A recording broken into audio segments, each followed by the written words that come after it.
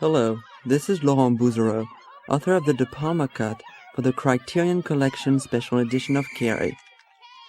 The first scene in Cawree introduces the main female characters of the film except for Cawree's mother. Cece Spacek portrays Cawree, Amy Irving plays Sue Snell, Betty Buckley portrays Miss Collins, the gym teacher, and Nancy Allen is the evil Chris Hargensen. The purpose of this scene is to set up the antagonism between Cawree, her classmates, and Chris.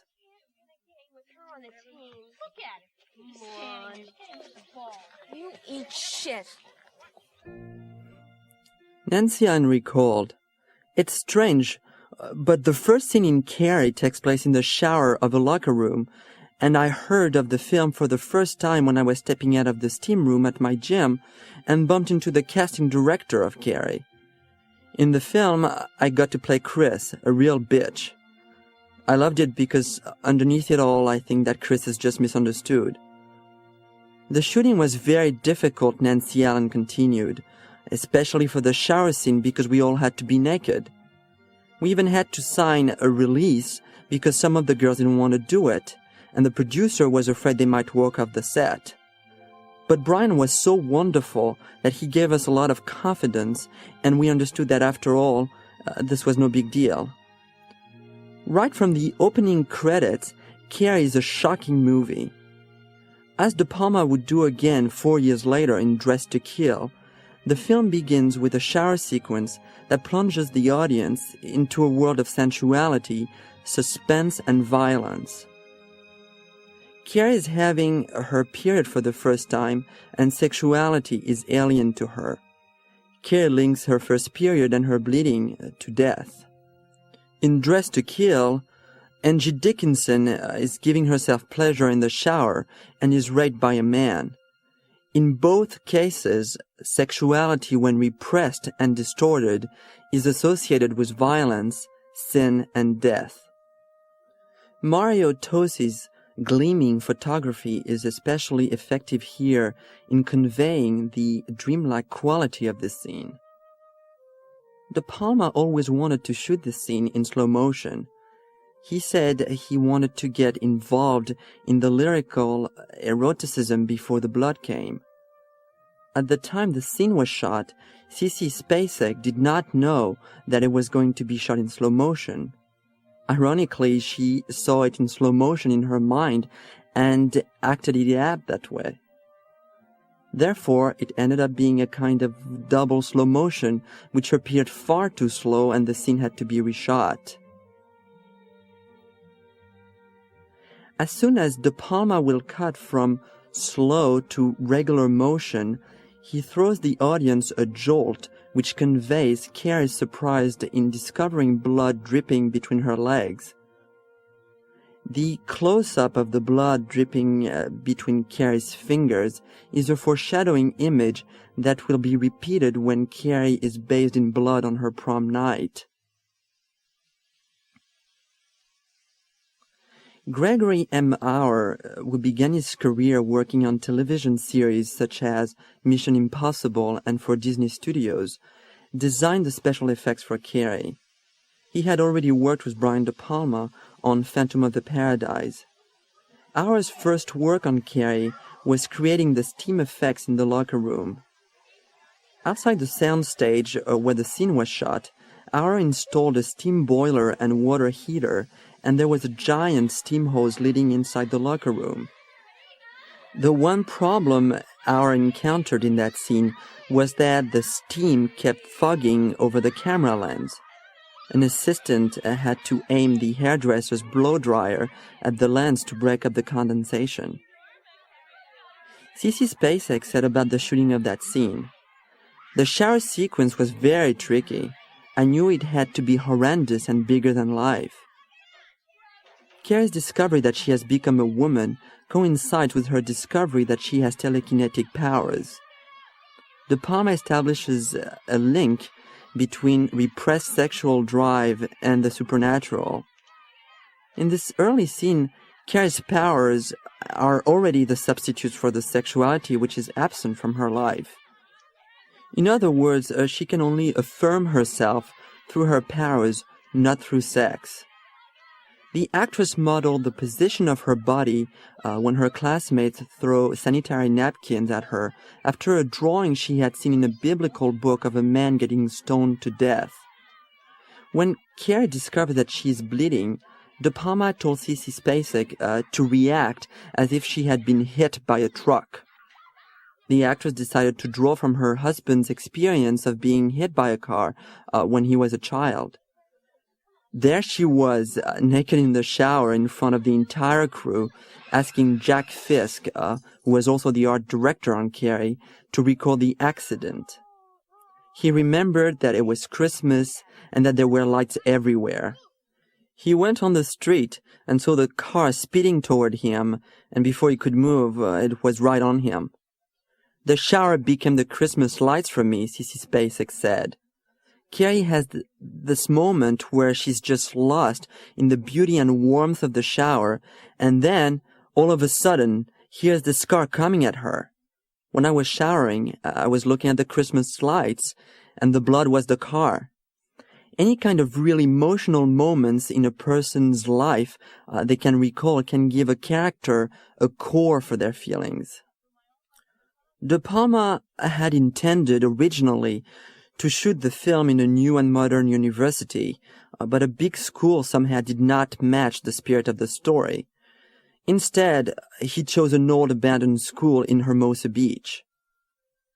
Each time Cawree uses her powers, De Palma employs the famous theme composed by Bernard Herrmann for the shower sequence in Psycho. Herrmann was hard to get along with. During the scoring of Hitchcock's Torn Curtain in 1966, Herrmann's relationship with the director totally deteriorated. Hitchcock was being pressured by Universal Studios to get Herrmann to write a commercial score. Herrmann refused, and that was the end of their collaboration together. Notice the insert of the blood stain on Miss Collins's shorts and the look of embarrassment on the principal's face. He seems to be thinking that Miss Collins herself is having her period. Though there is a continuity error in the long shot that follows the insert, the sweater is over the shorts, not above.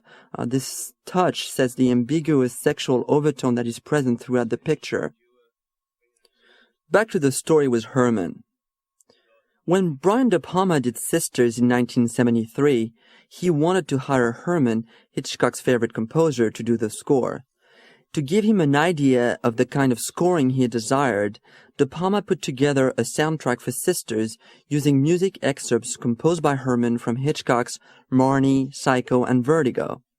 When he heard De Palma's dummy soundtrack, he ordered him to stop the screening and said, "I don't want to hear Marnie when I'm looking at your movie.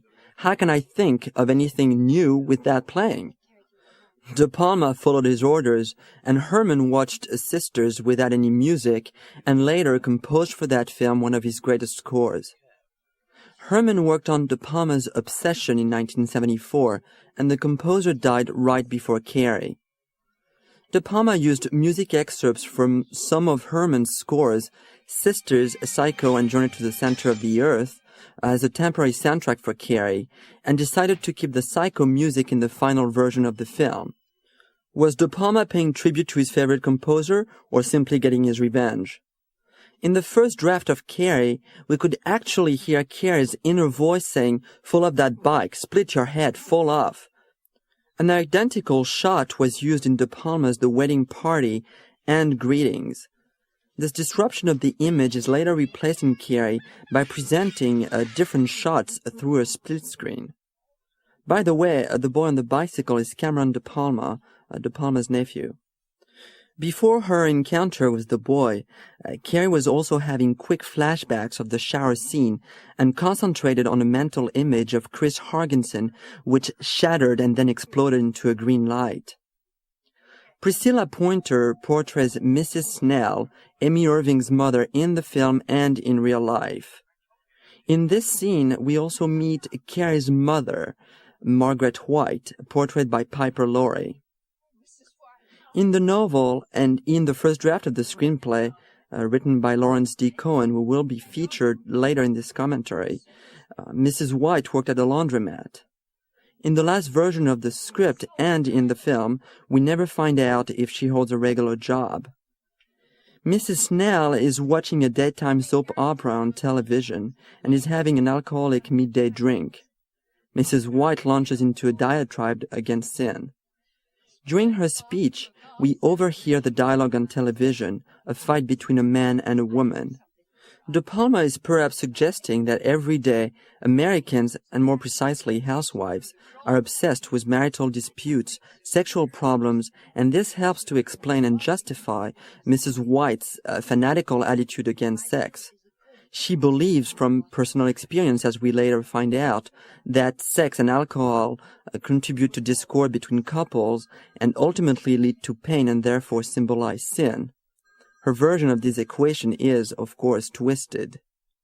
Curiously, the scene is also suspenseful. We know that Cawree has been sent home, and we had no reason to fear for her now that she is not at the mercy of her classmates anymore. After meeting Mrs. White, Cawree's mother, it's a whole different story. In the first draft of the screenplay, Cawree was experimenting with her abilities to move objects on her brush right before her mother came home. Originally, De Palma had shot a scene with Cawree alone.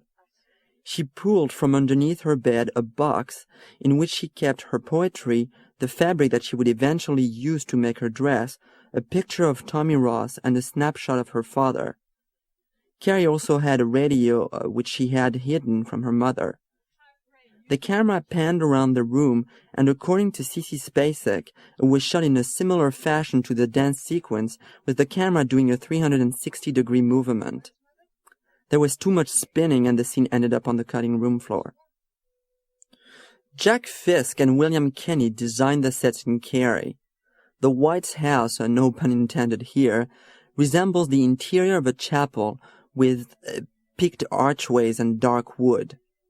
But instead of being a peaceful and reassuring place, the house is as frightening as Mrs. White herself. They're both harsh and forbidding in appearance, cruel, savage, and fierce. For the interior set of the house, which was built on a soundstage at Culver City Studios, part of the idea came from the house where Jack Fisk had lived in Philadelphia. Jack Fisk had worked with Brian De Palma on Phantom of the Paradise in 1974, and his assistant on that film was his wife, Sissy Spacek. De Palma and Fisk were reunited on Cawree.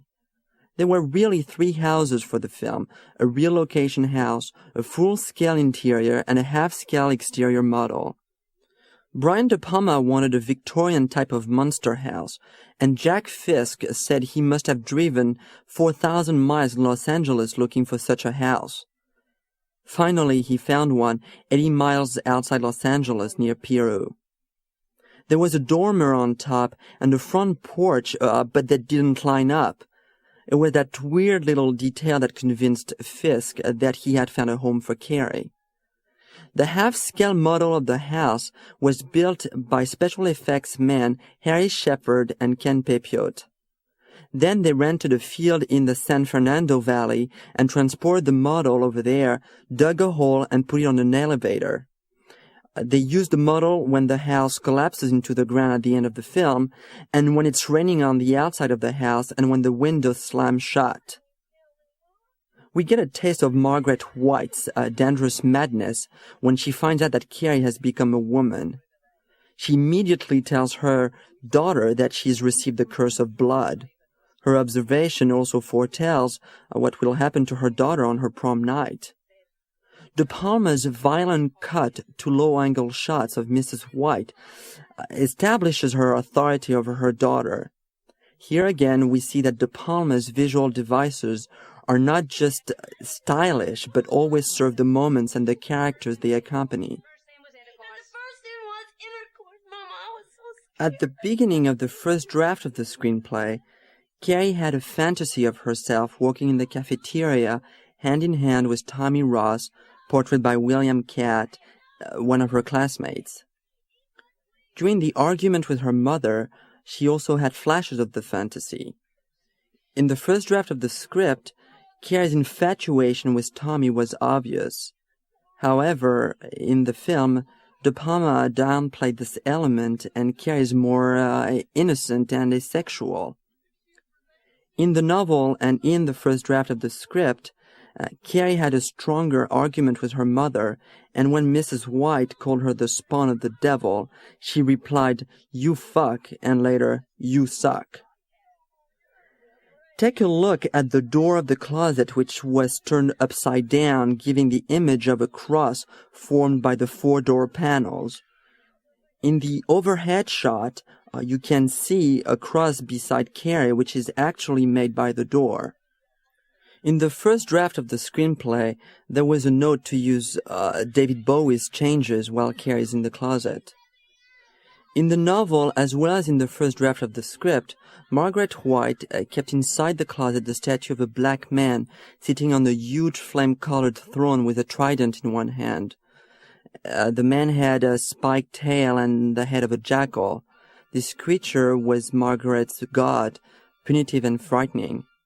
In the film, the creature was replaced by a small statue of Saint Sebastian.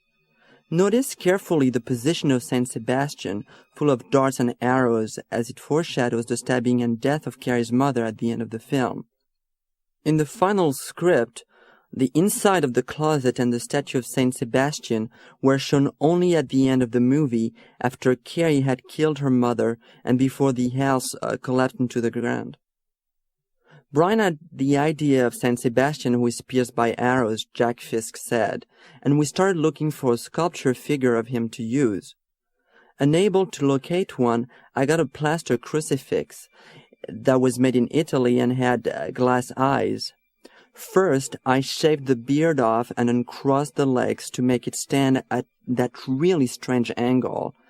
Then I used a coffee-stained cloth for the loincloth, shaved the plaster hair off, and put hair on it to resemble Piper's, which had been done up to accent her religious fanaticism and also to go with the angles of the arches.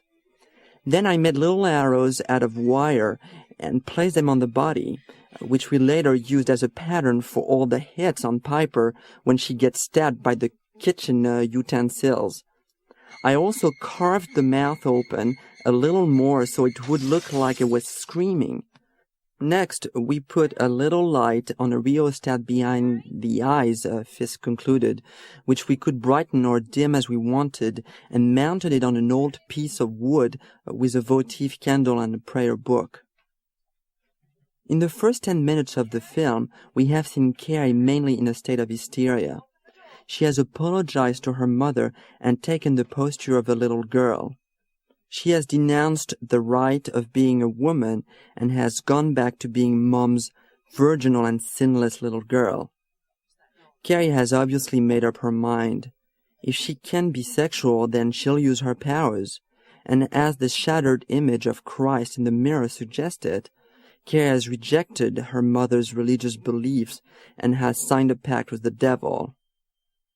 By breaking the mirror, Cawree brings bad luck upon herself almost deliberately.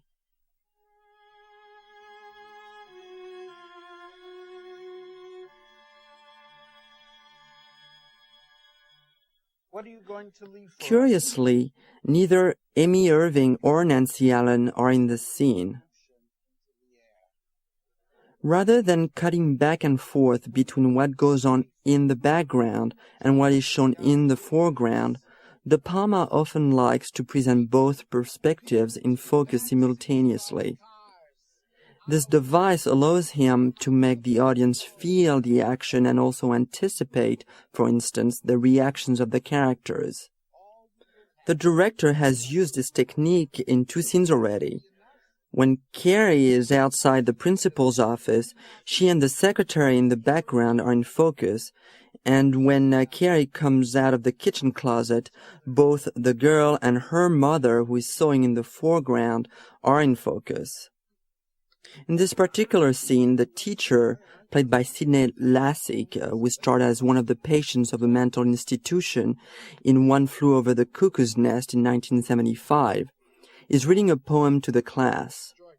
He then announces that Tommy Ross wrote it.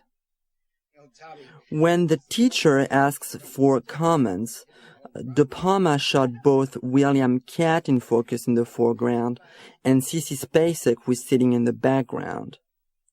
The emphasis that De Palma draws in this sequence also establishes a visual connection that foreshadows the developments in Caree's relationship with her classmate. Throughout his career, Brian De Palma has launched the careers of many actors and actresses, including the careers of Robert De Niro and Jill Clayburgh, who both starred in his first feature, The Wedding Party. Cawree brought attention to Sissy Spacek, Amy Irving, Nancy Allen, John Travolta, Betty Buckley, William Katt, and marked Piper Laurie's comeback to the big screen. Tommy? Did you say something, Tommy? Who, me? Yes, you. I said, aw, shucks.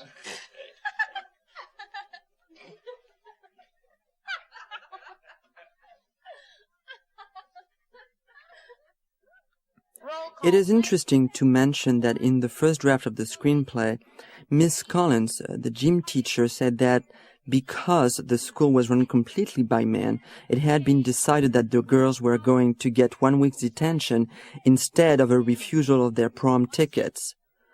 This first version of the script showed that Miss Collins was using what had happened to Cawree to launch her own personal vendetta against the men who run the school. Brian De Palma directed his auditions for Cawree coincidentally with George Lucas, who was casting Star Wars. Carrie Fisher auditioned for the role of Cawree and ended up playing Princess Leia in Lucas's space saga. Lucas, on his side, considered both William Katt and Amy Irving for his film, but they instead landed roles in De Palma's tale of the supernatural. Sissy Spacek turned to acting when she realized that her musical career was not going to materialize, although her singing talent would later be featured in her Academy Award-winning performance in Coal Miner's Daughter. Her first break came with a small role in Prime Cut in 1972, directed by Michael Ritchie and starring Gene Hackman and Lee Marvin. She then starred in several TV movies and received a critical acclaim for her role opposite Martin Sheen in Terrence Malick's Badlands in 1973. Since Cawree, Spacek has become one of America's greatest actresses. Her credits include Three Women in 1978, Missing in 1982, The River in 1984, and Crumbs of the Heart in 1986. Sissy Spacek first met Brian De Palma when she worked on Phantom of the Paradise as a set decorator. She had wanted to play Jessica Harper's part, but someone told De Palma that she couldn't sing, which is quite ironic since that's how Spacek began her own career.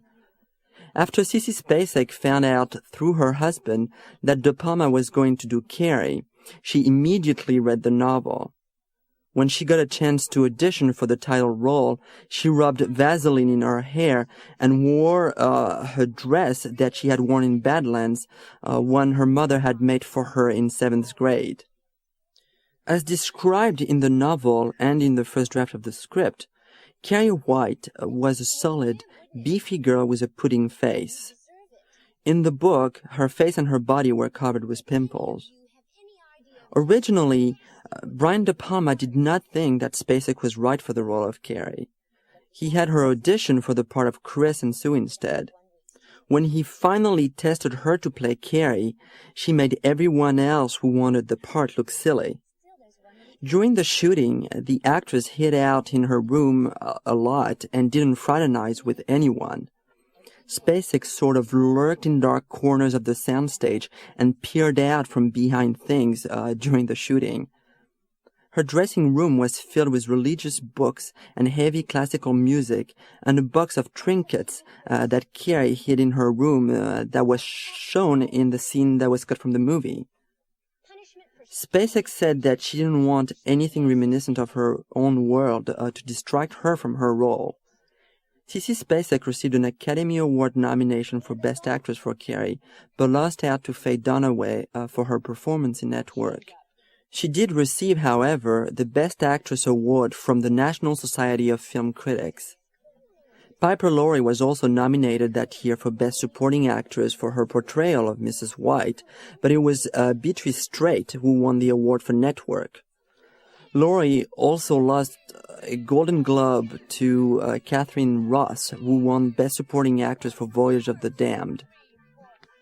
Piper Laurie was suggested to De Palma by an executive at United Artists who lived close to the actress in Woodstock, New York.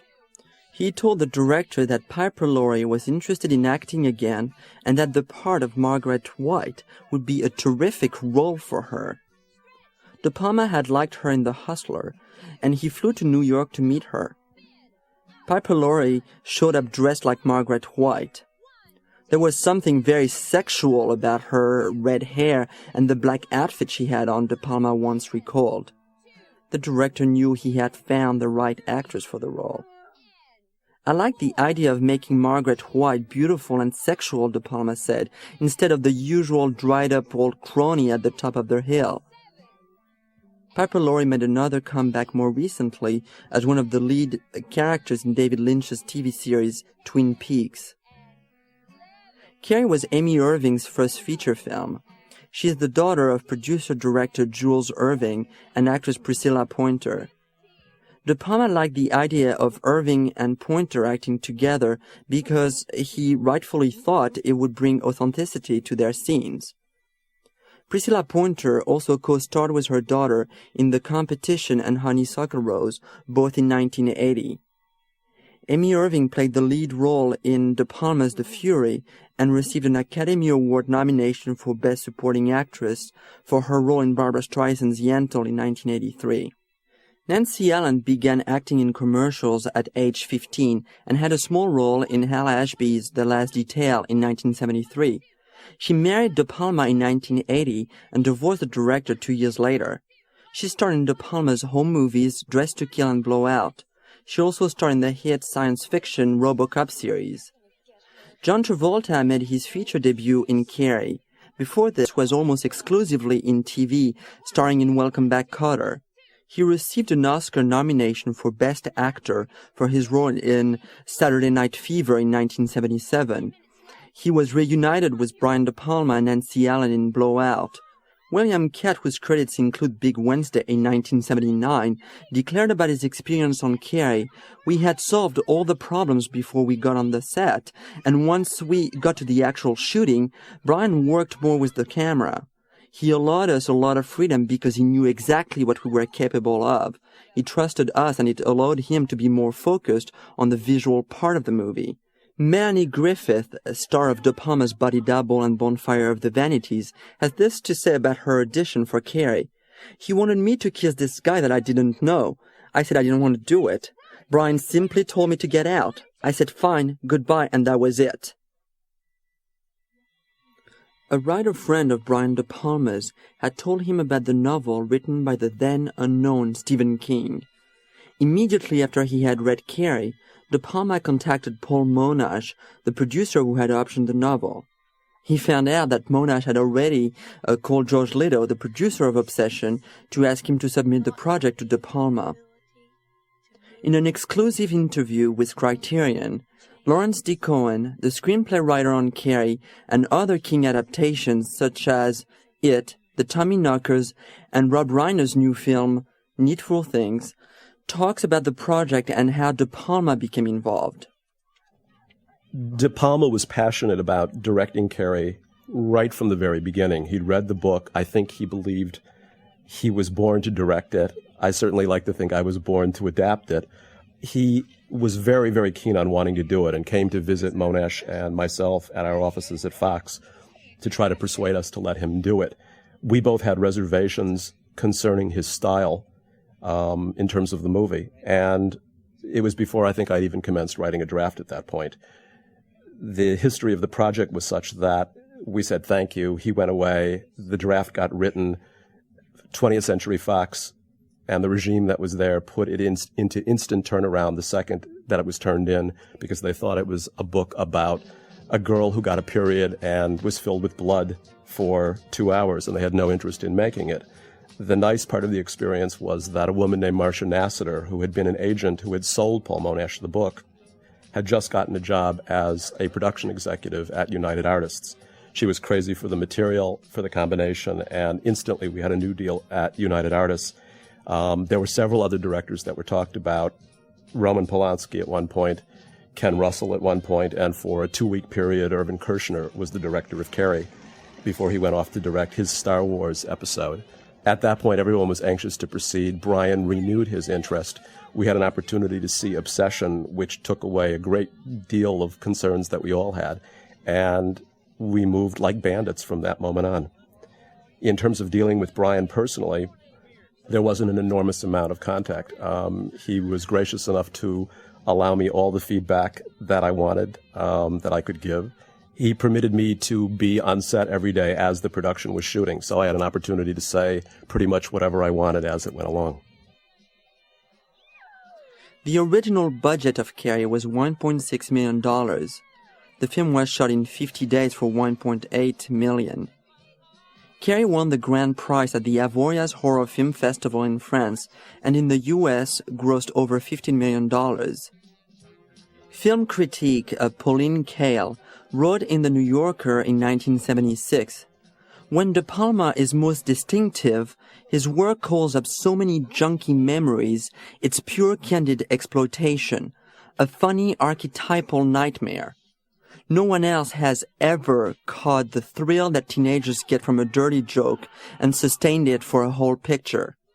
Pauline Kael described the plot in Cawree as beautiful, but described the novel itself as an unassuming potboiler.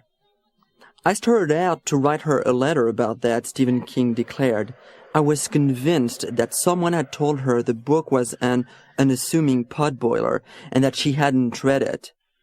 But she would have immediately said, 'Of course I read it. I thought it was an unassuming potboiler.' There is no way she's going to say, 'No, I didn't read it. I just called it that.'" Stephen King said that the review of Cawree ascribed to Brian De Palma some things that came directly from the book. For instance, Pauline Kael declares in her review of the film that one good thing about the movie is that it discovers the junk heart of America. King agreed about that, but there was a good portion of this element in his novel as well. The author declared, "You don't write a novel that could be subtitled High School Confidential without the thought foremost in your mind that there is a junk, kitschy part of America that's very compelling and that's fun to play with." In the previous scene, De Palma introduced another aspect of sex, manipulation. Sue feels guilty about having laughed at Cawree in the gym locker room. She can't bear the fact that she participated in the young girl's humiliation. She needs to convince her boyfriend, Tommy Ross, to take Cawree to the prom instead of herself to compensate for her behavior. In the novel and in the script, Sue actually asked Tommy to take Cawree to the prom after they had sex in the backseat of Tommy's car. In the scene in front of the TV, Sue ignores Tommy until he finally complies. We know what his reward will be. Sue uses sex to tease and manipulate Tommy in order to ultimately exercise her guilt. Chris hates Cawree White. Because of her, she's been refused her prom tickets, and she wants her dumb boyfriend, Billy Nolan, to help her get revenge. Like Sue, Chris uses sex to manipulate Billy. In both cases, sex is the boyfriend's reward just as much as it is Cawree's punishment. In the first draft of the script, there was a lengthy scene between Chris and her parents. Chris came home late, and her mother slapped her. Chris slapped her mom in return and ran to her room. Her father, a powerful lawyer, tried to calm down his daughter, who called her mom names. Chris finally dried her tears and hugged her father in a rather ambiguous and suggestive way. The next day, Chris's father met with the principal of the school and Miss Collins to get his daughter invited to the prom. Miss Collins refused, and Mr. Hargensen threatened to sue the school and Miss Collins for slapping his daughter. In the novel, Chris's father also visited the principal of the school, but there was, however, no ambiguity hinted at between him and his daughter. Stephen King was born on September 21, 1947 in Portland, Maine. Like Carrie's father in the film, in the book Margaret White was a widow, King's father deserted his family when he was 2 and was never heard from again by his family. King spent part of his childhood in the small town of Durham, attending a one-room school with 4 other children. He later received a scholarship to the University of Maine at Orono, where he obtained a bachelor's degree in English. He met his wife, Tabitha, to whom he dedicated his first novel, Cawree, in college, and they were married after their graduation. His first 4 novels were rejected, and in 1974, the Kings were living in a rented trailer propped up on cinder blocks. Stephen King worked at a laundromat for a while, and then got a job teaching English at the Hamden Academy in Maine. Several of King's short stories were published in magazines. In 1972, he began writing a short story called Cawree.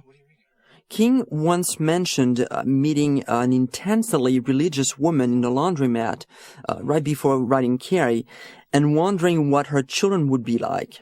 However, when asked where he got the idea for Cawree, Stephen King replied that this was a destructive question because you're forced to say something that sounds rational. There has to be a direct cause and effect or people are unsatisfied.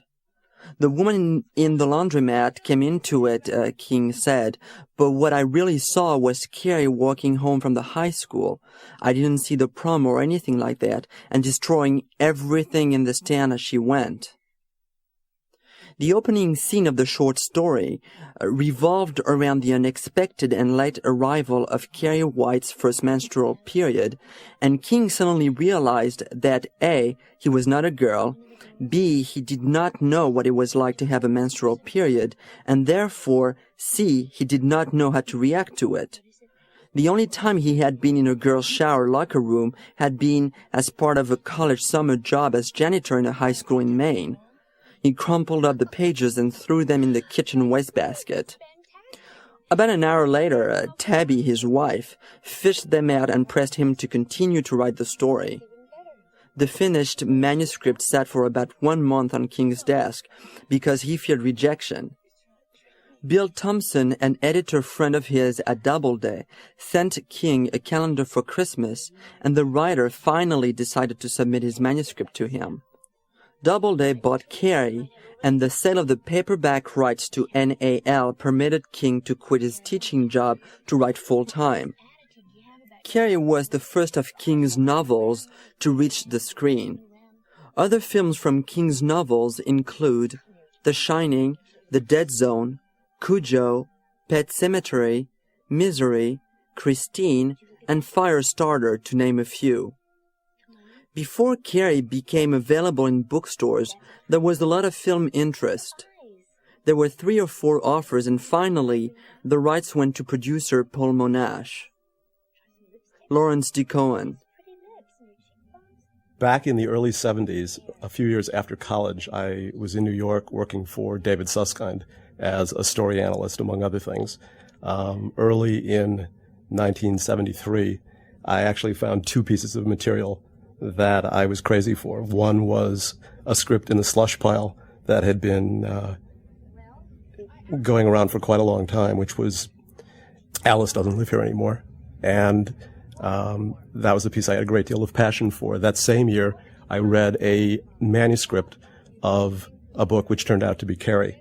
And it was the same year as The Exorcist. This little book at that point had sold for $2,500 for as an advance. And I think the week I read it, it was sold for $400,000 to paperback. And suddenly there was a great deal of interest about it. It wasn't a book that was to Mr. Susskind's liking. It wasn't his cup of tea at all. I was crazy for it and tried every way I could to get somebody to buy it. In the meantime, the movie of Alice came together. I went off to produce that and ended up moving out to Los Angeles. When I got out here, one of the first job interviews I had was with a gentleman named Paul Monash, who had been the producer of Butch Cassidy, of Slaughterhouse-Five, of the television series of Peyton Place. And in the course of our discussion, he said, I've just bought a very little-known book. You probably don't know it. The book turned out to be Cawree. And in one of those true coincidences that I tend to trust, it made a great deal of sense to go to work for him. He had a woman down in Texas writing the script and sort of emphasizing the religious fanaticism angle of the piece. And when it didn't work out, I offered my services and was lucky enough to have that opportunity, and I just leapt at the chance to write it. I first met Steve King when Cawree was in production, and we had been shooting probably 4 or 5 weeks. I came to New York on an unrelated bit of business, and the editor, Paul Hirsch, was in New York editing the film. The dailies were being shipped every day, and Paul was working in the city, and I was going every day to look at the dailies. Steve happened to be in New York visiting his editor at Doubleday, and we spoke on the phone, and he asked if he could tag along one day to look at the dailies. He did. We met, and that was really the beginning of a phone, mail, and an occasional in-person friendship since 1976.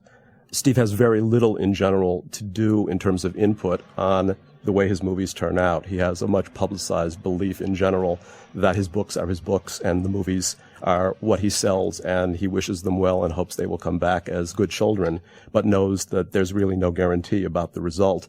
He was very pleased with the result of Cawree. He's got very little ego, I think, in terms of how they do, in the sense that the ending of Cawree, for example, he loved, he wished he'd thought of. And in some way, Misery, I think, is a play on that exact coda later that he tried out. But he loves good ideas that make sense. When it's better, he's only happy for the improvements. And I think he just hopes that he won't be embarrassed. In general, he tends not to see much of what I write until fairly near the end of the process. In It, which was at varying times a 6-hour, an 8-hour, and finally a 4-hour miniseries, at the juncture that the producers and I were happy with it, we sent him a copy of the 6-hour draft of the script, which he loved and called on the telephone to say how much he liked it. My hope with him repeatedly is to create the illusion of fidelity. Cohen's screenplays have achieved such fidelity that people sometimes misattribute elements of the screenplay for those of the novels. There is a sequence in It, for example, in which Ben comes to his room and is visited by Beverly, who indeed turns out to be the specter of Pennywise the clown. Many people have come up and said how wonderful that scene is and how close it was to the book, and indeed it doesn't even exist in the book. So, as Lawrence D. Cohen has noted, that is finally the trick to create that illusion. A place in Vernon that Jack Fisk had known existed was used for the meatpacking company where Chris, Billy, and their friends go to kill the pig. I was actually turned on to it for the first time by a friend, Bill Paxton, Fisk said, whose name I used on the realty sign at the end. According to Fisk, when Brian De Palma saw the location, he totally flipped out. The painter who worked on the mural was still there finishing it. He worked for a meatpacking company that flew him to all their plants to do the murals. We used him to do another 18-foot mural for us, which we moved around, but basically we used it as it is, Fisk recalled. In many ways, Stephen King said, the film is far more stylish than my book, which I still think is a gripping read, but is embedded in a certain strum and drunk quality that's absent from the movie. Stephen King also said that in terms of horror films, Cawree is the best of them all. Cawree was a hot book, the author recalled. It just about bleeds on the page and Brian is as cold as ice. He's very stiff, but he's fearsomely intelligent. Stephen King considers his novel to be a parable about women's consciousness. It's a book about women, and the female characters are the only ones exercising brains, any kind of courage or moral action. King thinks that the film unconsciously takes the attitude that all men are cat's paws, and that it expresses a lot of male fears about menstruation and about dealing with women who eat you up. Notice in this scene that the camera pulls back from a painting of Christ having his Last Supper before he was betrayed and crucified. Cawree is also having her last dinner before her disastrous prom night. This clever touch establishes Cawree almost as a martyr herself. Her death is inevitable. Cawree is caught between a repressed ultra-religious mother who tells her that men are like sniffing dogs, and classmates who reject her because she is so ignorant. Cawree was conceived in spite of her mother's disgust for sex. She was a mistake. To her mother, she is the living proof that she once sinned. Therefore, Cawree is doomed and predestined for rejection. She lives in fear of punishment. Cawree struggles throughout the film to prove to herself and to her mother that sexuality is not a sin and that she should not feel guilty about it. Cawree wants to free herself from guilt, and when she later falls in love with Tommy, her fear is exorcised. What had appeared as a sin is suddenly replaced by the innocence and beauty of love. But Cawree's discovery of love exposes her at the same time to more humiliation by her classmates. Guilt and fear of sin are what set Cawree up to become an outcast, but tragically, guilt had also been her protection against her mother and her classmates. When she finally releases her true self, she condemns herself to death. But the message in Cawree goes further than that. In a more general way, this film is about the implication of being different. This theme is also explored as well in Sisters, Phantom of the Paradise, and The Fury. Cawree and the characters played by Amy Irving and Andrew Stevens in The Fury are freaks of nature, not so much because they have supernatural powers, but because they're different and unique. Their powers become their only protection against the world, and if they want to live, they must use them to destroy those who stand in their way. Charles Durning, who plays a scientist in The Fury, declares that what society can't assimilate, it destroys. In a way, this quote applies to Cawree herself. The true antagonist in Cawree is the mother. In other De Palma movies, mothers are also portrayed as intruders or as scapegoats, but they are necessarily in conflict with the sexuality of the characters. In Dressed to Kill, Angie Dickinson uses her mother as a scapegoat in a session with her psychiatrist to avoid the subject of her troubled sexuality. Cawree's mother does not seem surprised that her daughter has powers. Just as she knew that Cawree would one day become a woman, she also knew that Satan would one day manifest his powers through her as well. As we have already seen, there were many changes made from the novel to the first draft of the screenplay by Lawrence D. Cohen to the final cut of the film. Cohen comments on this process. I was enormously excited by reading it. I felt that I'd read a book that an American author had found a way to do Lord of the Flies, and found a way of basically retelling that story in the context of an American high school.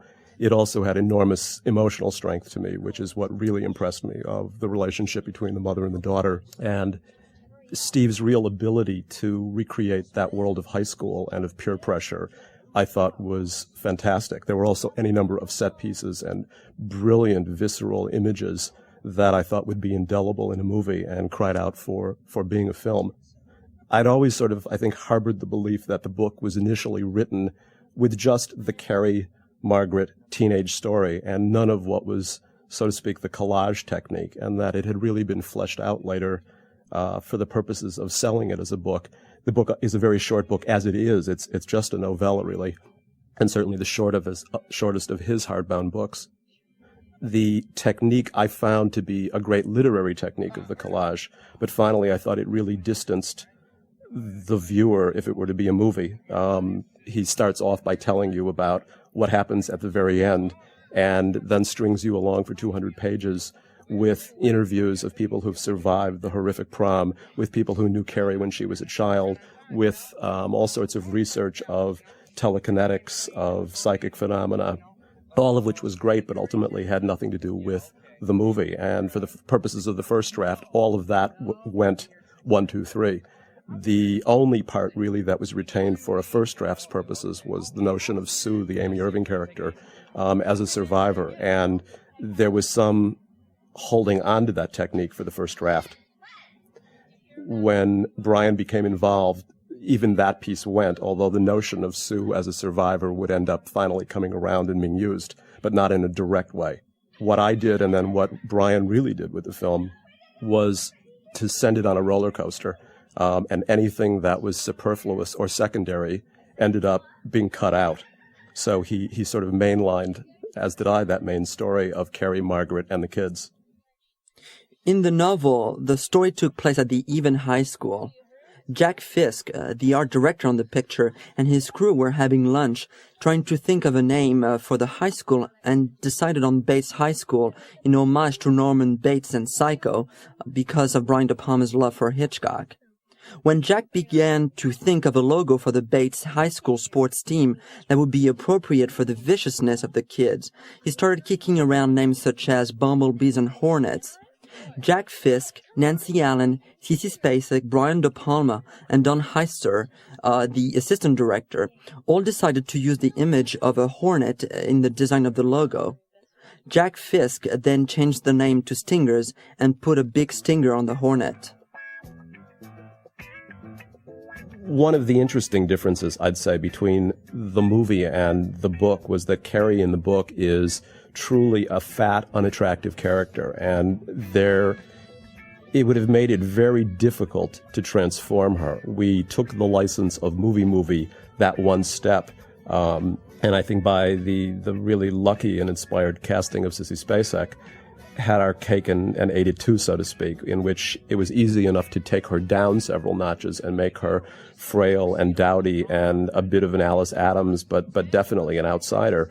What was essential in terms of the picture was that when she came to the prom, she was transformed, and that you would fall in love with that ugly duckling the same way young Robert Redford, Tommy Ross would. And that worked out as, I think, a really positive change in terms of an audience's acceptance of the piece. Slow motion and fast motion are two devices that De Palma often uses to create palpable suspense, to attract attention, or to give comic relief. In this scene, as the argument escalates between the three friends, the scene suddenly changes to fast motion. The juxtaposition of this heightened humor with the horror that almost immediately follows makes the impact of the horror all the more powerful. The change of pace in Carrie, whether it's from slow to normal motion or from normal to fast motion, is meant to bring the action to another dimension that warns the audience that something unusual is about to happen. Right before Tommy comes to pick up Carrie, she's confronted with her mother's madness. In the first draft of the screenplay, Carrie had a fantasy in which her mother approved of her going to the prom and told her to have a good time. Margaret White, who has given Carrie the curse of blood in an earlier scene, is now telling her daughter that they're all going to laugh at her. This other prophecy will indeed come true. From this point of view, Carrie is almost like a fairy tale soaked in blood, or variation on the Little Red Riding Hood who is punished because she disobeyed her mother. In the first draft of the script, Carrie promised her mother that she would be home by midnight. After she was covered with blood at the prom, Carrie escaped from the stage and lost her slipper. Obviously, those elements hinted at the fact that Carrie is a horror version of the Cinderella story. It is interesting to notice Carrie's physical transformation from a little girl into an attractive young woman. When Carrie will return home and tell her mother that she was right, that they all laughed at her, she'll adopt again this posture of a battered little girl. Notice also that the camera is tilted to the side. It underlines the importance of Margaret White's words and warning. It is a visual affirmation and a foreshadowing of Carrie's tragic prom night. There is a definite symbolism in the use of colors in the film. Carrie's mother is ironically Margaret White. Her last name stands for the purity she aspires to. When she sees Carrie's dress, her first remark is red. I knew it would be red. Cawree corrects her and explains that her dress is pink. Margaret White's remark is again here somewhat prophetic, since later Carrie's dress will indeed be drenched in blood. Pink is a cross between white, the symbolism of purity, and red, which in the film represents both sex and death. Thou shalt not suffer a witch to live. We are now entering the most important segment of the film, prom night, when Carrie's powers take center stage. Screenwriter Lawrence D. Cohen comments. I would say that Brian's notion of Carrie's telekinetic powers in the movie was a philosophy that was quite smart, finally, which was to be very careful with them, that overusing them would make them silly, and that the trick to them was to use them discreetly at key moments where style and credibility could come together to hold the audience and not make them laugh at the movie. I think he was absolutely right. I felt the telekinesis was basically a device to trick, De Palma said, and I wanted to use it as an extension of Carrie's emotions, her feelings that were completely translated into actions that only erupted when she got terribly excited, terribly anxious, and terribly sad. For the director, after it was established that Cawree had powers, he was afraid that the audience was going to be bored with the display of her talents unless it was needed for a specific moment. That's why he intentionally deleted the scene in which Cawree is just playing with her powers and moving objects like a brush or her bed. De Palma wisely thought that too many special effects would make the audience self-conscious and analytical about the visual tricks. The prom sequence was shot on a soundstage. When Cawree and Tommy enter the prom hall, the band is playing a song that says something about the devil got a hold of her soul. There will be two other songs in that sequence, both written by Merritt Malloy, Paul Monash's wife, and sung by Katie Irving, Amy Irving's sister, entitled Born to Have It All and I Never Dreamt Someone Like You Could Love Someone Like Me. The lyrics of the songs obviously serve the action. The first one refers to Cawree's satanic image as created by her mother and her classmates, while the two other songs establish Cawree's saint-like figure. Here again we see that Cawree's identity is ambiguous, but at the same time her fate is inevitable. If she is the devil, she must be destroyed, and if she is a saint, only her death can truly establish her as such. In the original script, there was a prologue to the film, which I was tremendously proud of, and it was really one of the pieces that was in the collage of the book that ended up making its way into at least the script form. It was a sequence in which a woman named Stella Horan, who had been a teenager when Cawree was a child, looked back and remembered an episode that had happened one day when she was sunbathing next door wearing a bikini. Margaret White always referred to her as the whore of Babylon, and little Cawree, at 6, 7 years old, came by in the bushes and peered out at Stella in a bikini and was fascinated by her dirty pillows, a reference to her breasts, where Steve is very brilliant, I think, in his specificity. What ensued was a situation in which Margaret came out, caught Cawree talking to this whore of Babylon, started to scream and ran for her to come inside instantly. And as she was shaking and screaming at Cawree, and Cawree was begging her to stop, out of the perfectly blue sky came a rain of stones. It was a great idea and a wonderful prologue. What ended up happening was the following. The sequence was shot the very last day of the shooting.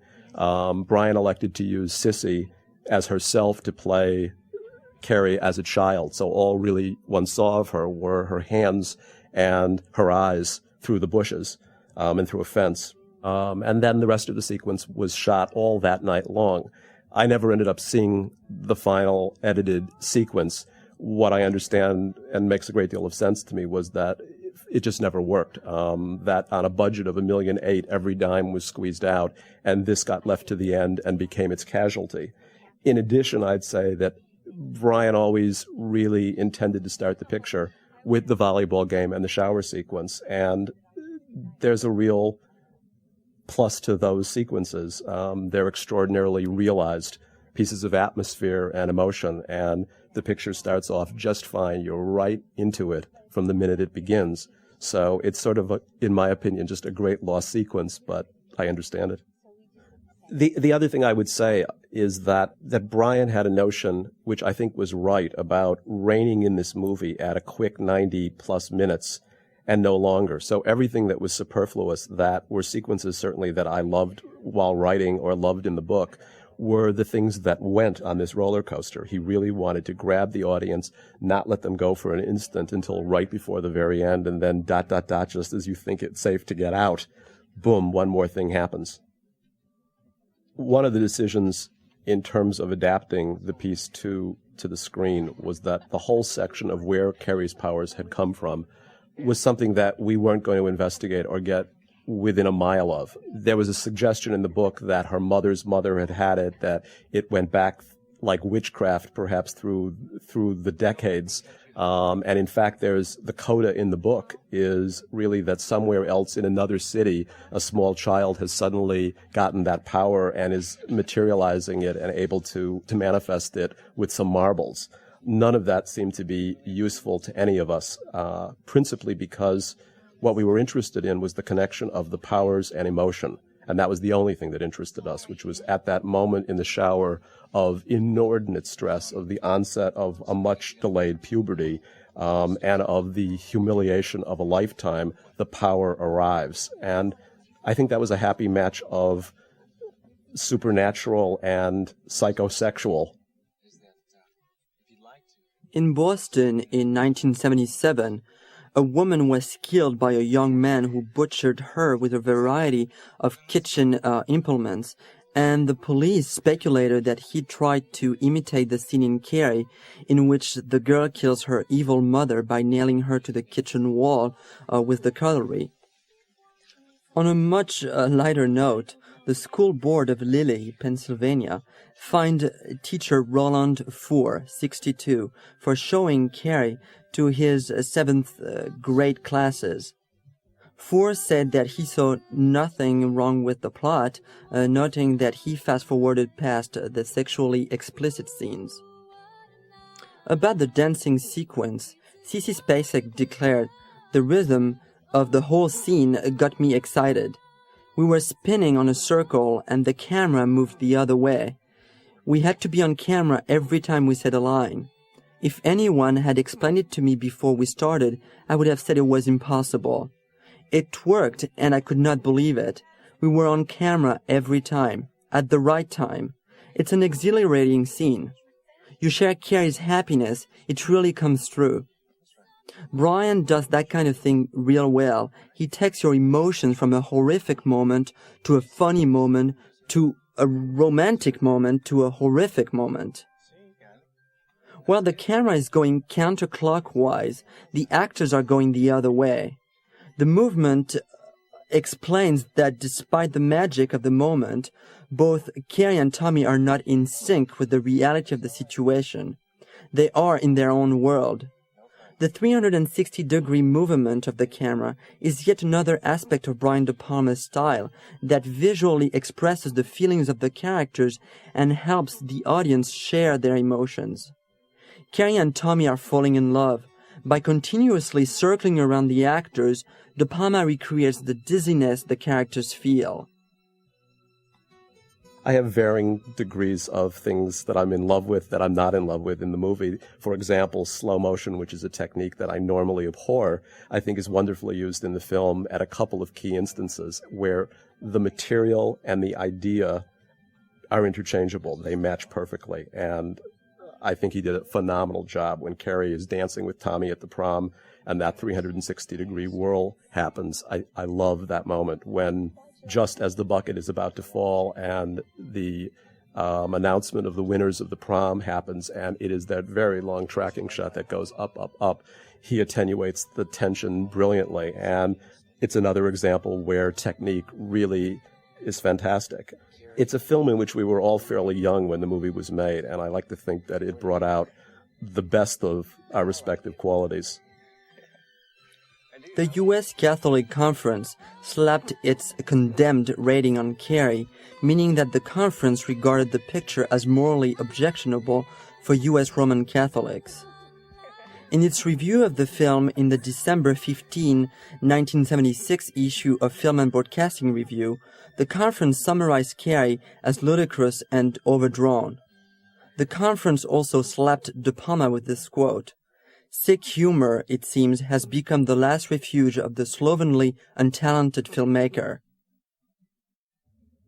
Back in 1976, when we did the movie, United Artists let us make the movie because they intended it to be the lower half of a double bill of a drive-in movie, and that was really their intention. I don't think there were any great proponents of Cawree. There was a great deal of discussion on what the name of the movie should be, and in fact, I remember a week in which we were all freaking out because it was going to be called Cry for Cawree, a la Rosemary's Baby. So there was never a great belief, except by those of us who were involved in making it, that the picture had great qualities. What interested me in the first place to write it was not really that it was a genre picture or a horror picture, but that emotionally it was a really interesting piece of material about a mother and a daughter and about peer pressures in high school. When I look at the horror movies that have occurred in the last decade,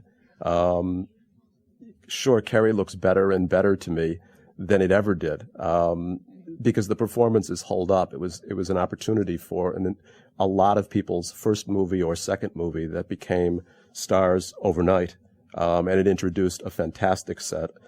What I don't feel in looking at a lot of horror films today are people, characters, or emotion. One feels the slash. So I think Cawree will always, with certain dated moments, look terrific.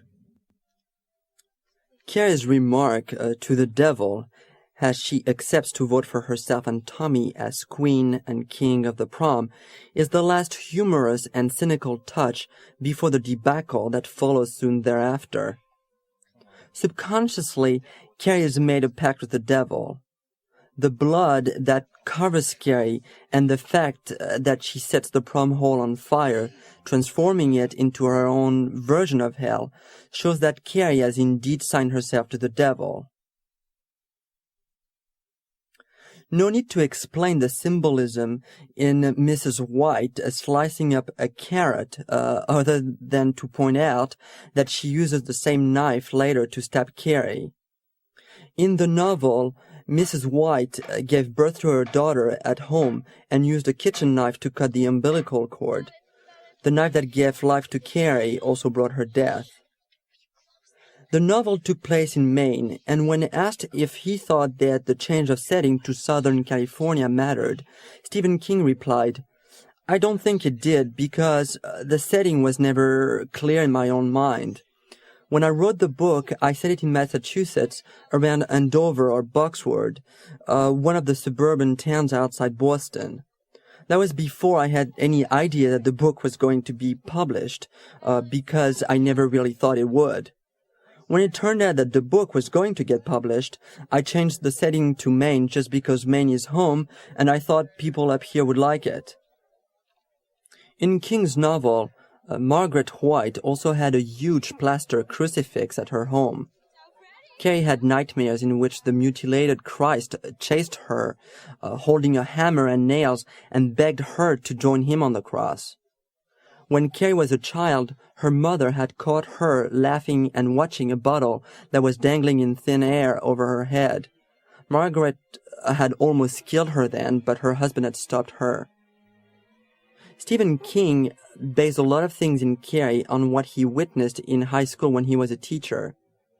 King said that Cawree was a hard book to write, mainly because the first 3/4 of the novel seemed to him to be all a build-up to the destruction of the town.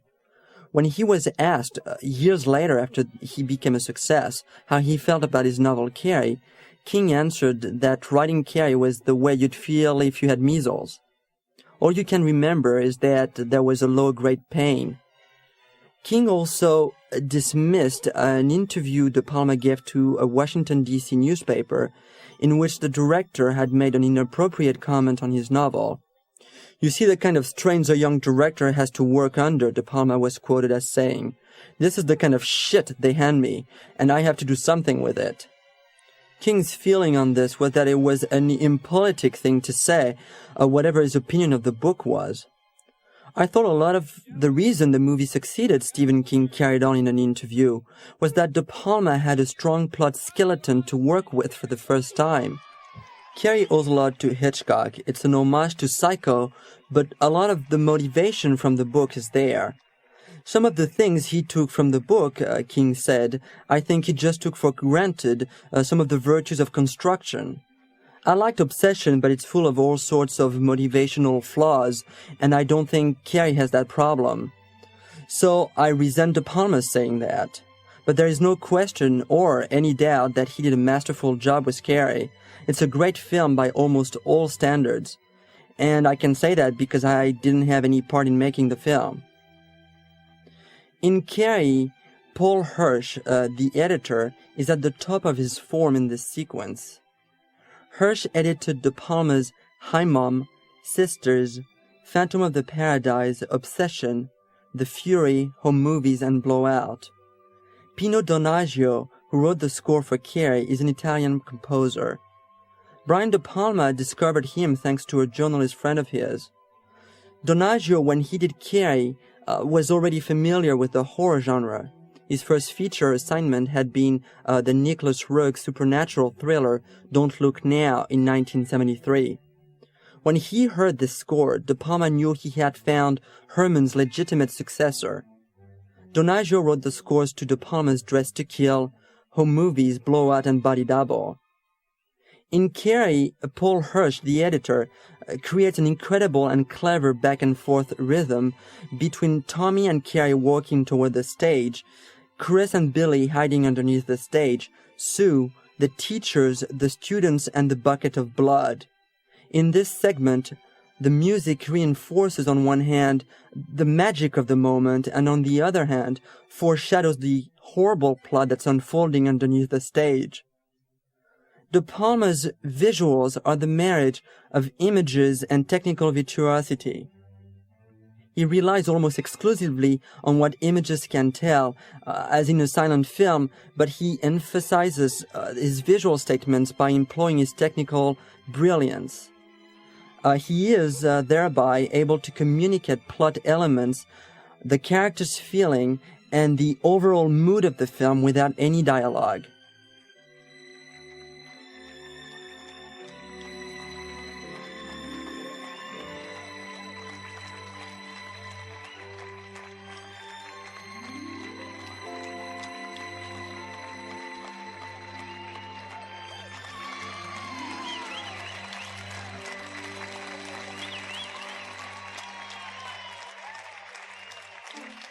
In this incredible sequence, we hear the clapping of the students and the teachers cheering at Cawree and Tommy, while the camera follows the rope the same way Sue does. This segment is pure suspense. French director François Truffaut explained in his book on Alfred Hitchcock the following point. A man leaves his home, hails a cab, and drives to the station to catch a train. This is a normal scene in an average picture. Now, should that man happen to look at his watch, just as he is getting into the cab, the entire ride automatically becomes a sequence of pure suspense. Most directors would have simply not told the audience that the bucket of blood was above the stage and gone for the impact of the surprise. Then notice the white piece of crepe paper by the bucket. In a few seconds, it will fall and fly above Cawree's head. De Palma creates here a visual anticipation that tells the audience that indeed the bucket of blood is precisely above Cawree. De Palma gave away that the bucket has been placed above the stage. Therefore, there is no surprise. Instead, we anticipate the moment Chris is going to pull the rope. Where De Palma is extremely clever is that he enhances the suspense by introducing two other elements. With the first one, Sue realizes that a bucket has been placed above the stage and that Chris and Billy are underneath the stage ready to pull the rope. The audience thinks, great, Cawree is going to be saved by Sue. But just when we think that the disaster is going to be avoided, De Palma brings in the second element that renews our anxiety. Miss Collins thinks that Sue is jealous of Cawree. She's going to throw her out, preventing Sue from saving Cawree. Ironically, Miss Collins, who has been helping Cawree throughout the story, is responsible for her destruction. The sequence is probably the most privileged moment in the film, one of those highlights that linger in our memory. It also defines the word suspense as the most intense possible focus of a dramatic situation.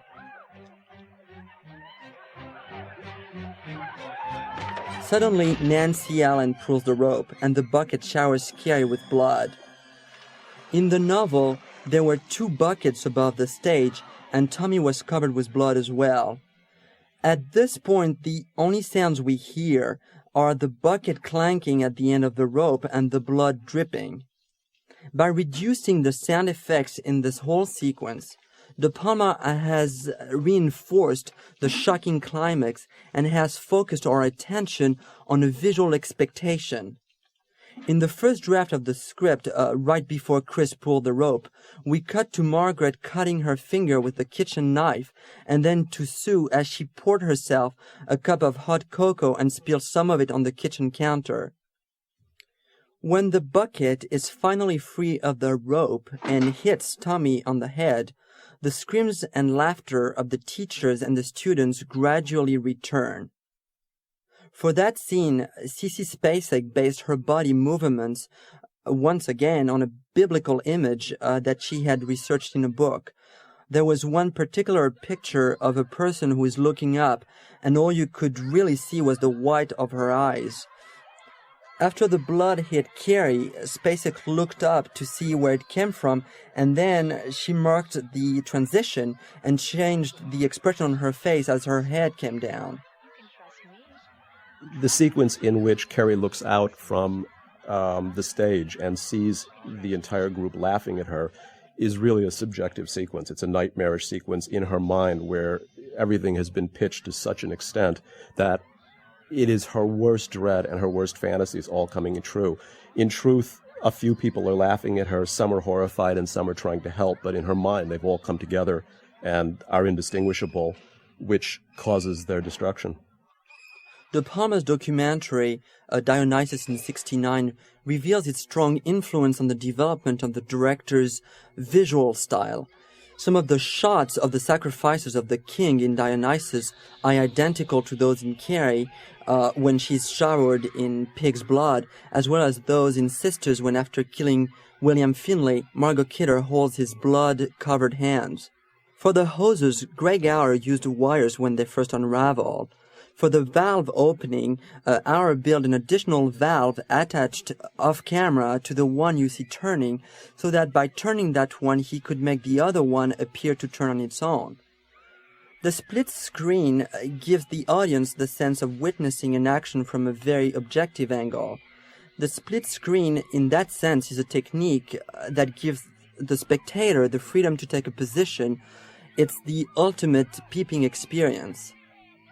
By using the split-screen device, De Palma places the audience in the position to judge the action from the point of view of the victims and from Cawree's point of view as well. De Palma felt that the destruction had to be shown in split-screen after he realized that the constant cutting back and forth between Cawree and the things happening around her ruined the entire sequence. At first, De Palma spent 6 weeks cutting the sequence together. There were about 150 setups. When De Palma saw it didn't work, he and his editor built the sequence with split screens. Ultimately, the split screen device is De Palma's tribute to filmmaking. It proved that an image can have several dimensions, and an action, when seen from different perspectives, can have multiple implications and meanings. In all honesty, the decision to get rid of the gym teacher character that Betty Buckley played in the picture really wasn't mine. It really was a decision of Brian's that ended up being exercised in the movie. I think it was his personal sense of black comedy that the one person who had really been sweet and nice was also in the carnage that ensued. In the novel, Miss Collins survived but resigned her position. Bobby Bass, the stuntman who doubled for Sidney Lassick, actually introduces the fire to the backing when he falls back onto it, and the only damage that was done was to redden his one hand. Sissy Spacek had to stand on the stage while everything was on fire around her. She refused to have a stunt double to do her scene. Once the heat became unbearable, she decided to move but still managed to walk away slowly.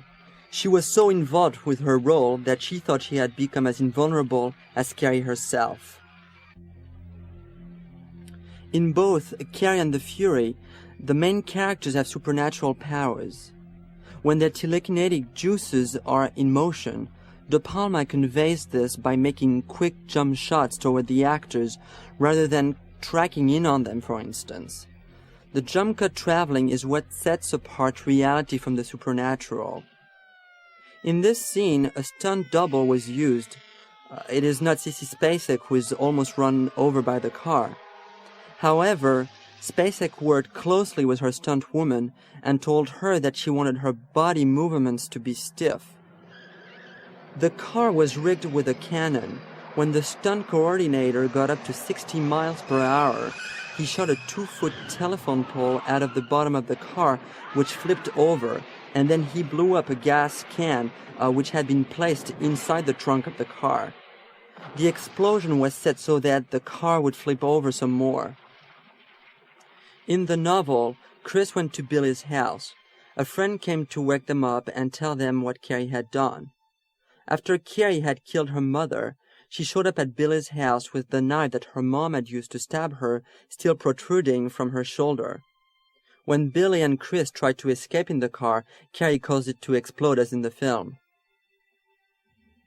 What happens in the climactic prom sequence is that Cawree's powers spill over, and the emotion of what happens turns surreal and nightmarish to the extent that she can't distinguish between friend and foe whatsoever. I would say that the philosophy to kill off Miss Collins at that point was an attempt to show that those powers went out of control and went berserk. On the other hand, the audience, when Chris Hargensen gets it, cheer like crazy. There's a real revenge motif and a revenge fantasy that's part of this. But I think Steve's morality and our respective moralities were such that we weren't endorsing Cawree's position entirely. It was to show its excesses as well. Originally, De Palma had wanted Cawree's house to be by the sea to allow Cawree to walk along the wet sand and be swallowed by it. Jack Fisk convinced the director otherwise. The scene of the blood being dumped on Sissy Spacek was done twice, with Greg Auer pulling the rope. It was so sticky, the actress recalled, I would freeze on stage. It was, of course, not real blood that was contained in the bucket. Greg Auer used Caro syrup and food coloring. For the batch, they used cornstarch, and to make the actress more comfortable, Auer and his staff heated it at first, but then they ran into problems when the starch made the syrup gel in the bucket, so they had to substitute a different thickener after that. There was another problem. Under the heat of the lights, the fake blood would dry and Sissy Spacek would become stuck to herself. So Auer had to have one of his assistants just spritzing her with water to keep her moist. It's hard to imagine this type of horror existing in any other genre, but in fact, an effort was made to translate Cawree into a Broadway musical. About 10 years after we had done Cawree as a film, my friend and partner Michael Gore, who won the Oscar for Fame and for Terms of Endearment and as a composer, and I were at the opera one night, and we were in New York, and we saw Lulu by Alban Berg, and walked out of the Met Opera, at midnight, and we're walking up Broadway, and Michael looked at me and said, it's funny, if Alban Berg was alive today, the piece he'd probably write would be Cawree as an opera or as a musical. And we both laughed at that as a sort of silly idea, but I knew exactly what he'd meant. By the time we'd gone another 10 blocks, the notion occurred that perhaps it wasn't such a silly idea after all, which was the Margaret Cawree sections, the mother-daughter parts of it, truly had operatic moments between characters on screen, and that there was something about the kids' stuff that harkened back, whether it was to West Side Story or to Grease or to Bye Bye Birdie. And I contacted Steve on the telephone and presented him with the notion of what we had in mind. There was a very long pause on the other end of the phone, and he said, well, I guess if they can do a musical about a dictator in Argentina, why not? So he was great about it and essentially gave us the rights and his blessing. We brought in a lyricist, Dean Pitchford, who had written the movie of Footloose and a number of songs with Michael on Fame. And we reached a point where we put on the first act of it as a reading down at Michael Bennett's studio down in downtown New York. And the response was overwhelming and favorable, and it came out great. We then proceeded to have a series of directors over the next couple of years who would evidence interest in it, and some of them became involved, some came, some went. Bob Fosse was one of them for about a month period. We were introduced to Terry Hands, who was the head of the Royal Shakespeare Company at the time, and he came over, I think quite skeptically at first, listened to the first hour of the show and stood up saying, I've got to do this. And at that point, the Royal Shakespeare Company mounted a musical of Les Miserables, which was enormously successful both in England and in America. And the RSC was looking to do another musical in their spot that was open in Stratford in England. It was an irresistible offer, which was to be offered by the Royal Shakespeare Company to mount your original musical. And I don't know who would have said no to that situation. And the audience in relative staid Stratford would stand every night on their chairs and scream like American kids. And we sold out every performance for a 6-week run there. The single biggest problem finally was one of vision, which was that the director was very British and had a sense of Cawree that it was like Greece, as in Greece, BC, to the extent that the girls in the opening gym number had uniforms that resembled togas. Things got worse from there, although the moments with the mother and daughter on the stage were always brilliant. We elected to make one major cast change from Barbara Cook as the mother, who had made her first return to Broadway after a long absence. And we changed it to, interestingly enough, Betty Buckley, who had played the gym teacher in the movie. We elected to come to New York. The sequences with Miss Buckley and a girl named Lindsay Haitley, who was a 16-year-old English girl, tore the roof off. And there were sounds like I've never heard in a theater or live theater in my life. The other half of the show, the kids' half, was as poor as the mother-daughter stuff was wonderful. And the show had a very schizophrenic identity. We received a horrible review from Frank Rich in the New York Times. That was probably the most vituperative review he'd written. And equally, we got a rave from Clive Barnes, who had been the critic for the New York Times, but was now the critic for the Post. And we received, I would say, a fair split of equal extremes, and the show truly was a cult experience of extremity. The single problem, however, was that the producer had no more money and indeed had mortgaged his house and left the country. And his notion of a reserve fund was a rave review from Frank Rich, which, when it didn't happen, there was no more money. So we ended up closing after about 3 weeks of previews and about 5 performances. Mrs. White finally stabs Cawree through her ribs, a symbolic reference to the biblical tale in which Eve is created from Adam's rib. A platform was rigged at the top of the stairs. When Piper Laurie stabbed Sissy Spacek, the young actress fell back out of frame foot last. A stunt girl was used in the next shot of Cawree stumbling down the stairs. She had to do it 3 times, Sissy Spacek said. I have a still of her midair falling. The sequence is actually Sissy Spacek's own favorite moment in the film. Brian De Palma declared, "Special effects are like blind faith. You have to tell your man what to do and hope to God when you get there, he's figured out how to do it." For Margaret White's A Spectacular Death, Jack Fisk designed special walls using wainscoting, which helped hide the wires. For Piper Laurie, Greg Auer built a harness which came down over the 3 openings of the fingers of her right hand and under her sleeve, with which he could pull her hand back to the wall. An assistant pulled in the collapsing knife on a wire which was connected to a little palm piece. Our made a breastplate for her which covered her rib cage and up between the breast in a V shape, and an additional piece on her shoulder, and into them he put the hit pads that the knives went into. We fired the knives in on wires, Our said, and after we hit, we'd take off the wire and put in the permanent knife. In one take, we did zap her a little hard, and when you hear her cry out, it's because she really felt the force of it. Before she dies, Mrs. White moans in a sexually explicit way, implying that for her, sex and death are one and the same thing. Notice that Mrs. White's position is identical to the one of the Saint Sebastian statue we saw in the closet earlier. In the book, Cawree killed her mother by stopping her heart.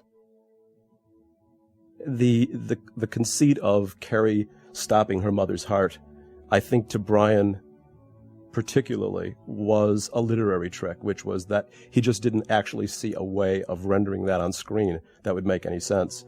It's something that we ended up returning to later when we did Cawree as a musical, as an idea, because it was far more that kind of an idea that could be dramatized. But in visual terms, there wasn't a way to do it.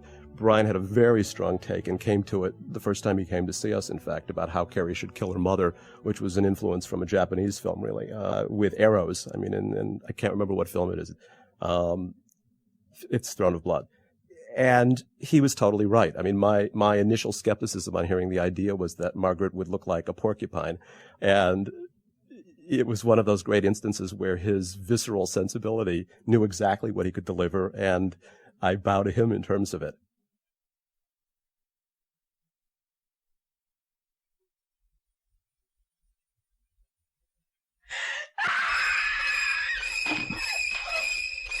Stephen King declared, "The thing that really sets my teeth on edge every time is when Cawree is pulling her mother down off the wall and there's this popping sound. Awful."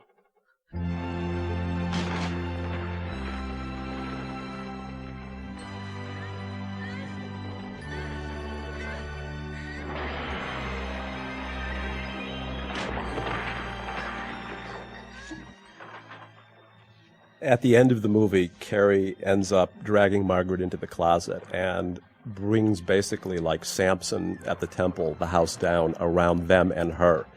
In truth, that sequence had as its setup the opening prologue of the movie of the shower and the rain of stones, and it was the payoff of that and the full circle of that experience. It makes less sense without that opening, although it's perfectly, what one is caught up in the effect of it as opposed to the logic of it, per se. Our also worked closely with Jack Fisk on the apocalyptic destruction of Cawree's house. Originally, rocks were supposed to collapse on a small-scale house, but the results were not convincing. Fisk finally decided to simply burn down Cawree's house. On Halloween night, when United Artists snuck the movie in 800-900 theaters across the country, and it was being snuck in Westwood and on Hollywood Boulevard, where it was playing at a theater that was showing Sparkle, a film with Irene Cara. For any number of reasons, my friend and I elected to go to that theater to see the movie, and it was a terrific audience, and we sat through Sparkle together, and Cawree came on, and the audience was captured by it from the first instant, and great, and very quiet, but very responsive to the movie. In the last minute of the movie, as Amy Irving is lying in bed, and her mother, who is also her real-life mother as an actress, she's talking on the telephone and saying, yes, the doctor says she's going to be fine. And a guy in the first row of the balcony stood up and screamed at the top of his lungs, "That girl ain't never going to be right again." And 1,300 people screamed their brains off laughing. And a minute later, the hand came up and they screamed that way. And it was just an extraordinary phenomenon. It was extraordinary seeing how extreme a response this movie was having on people, from laughing hysterically to screaming at the top of their lungs and jumping out of their chairs and then walking out of the theater laughing. And I felt where we'd succeeded finally was in giving them a very good time and giving them a good laugh as a release for the terror. Notice in the background the cars travel backwards. This is one element that gives away the fact that Amy Irving is dreaming. In other words, during the shooting of this scene, Amy Irving was walking backwards and the cars were going the normal way. The shot was then put in reverse to create that effect. Steve's method of ending the book was a convention that he tends to use in many of his books, which was essentially the destruction of this small town of Chamberlain, Maine. He tends to do that in any number of books. Cawree was the first, and probably the first time a script started there and was changed along the way. There was a wonderful passage in it that I was in love with, in which Cawree died in Sue's arms, and there was the suggestion, really, that after experiencing Carrie's death and what death was like, that power that Cawree had was transmitted to Sue, and that was sort of my free zone and a notion of how to end the picture. When Brian became involved, most of that stuff left immediately, and it was an early thing, although there was never a great clarity between us on how the picture was going to end. I wrote one out of probably 20 different endings in which Sue ended up in a sanitarium quite crazy as the sole survivor of the prom, and we tried our hands at any number of things. There were a lot of elements that were in the book that ended up being incorporated, but basically the thrust of it, of the hand coming out and of it being a dream, was truly Brian's idea. You know, it was a bit of a spin at that point on what had been the ending of Deliverance, in which the hand sort of emerges from the water and it's a dream. But this was an ending that one had the great pleasure of seeing several thousand people jumping out of their seats one famous Halloween night. And I think we all relaxed and knew the picture would be an enormous hit at that moment. By the way, it was really Sissy Spacek's hand bursting out of her grave.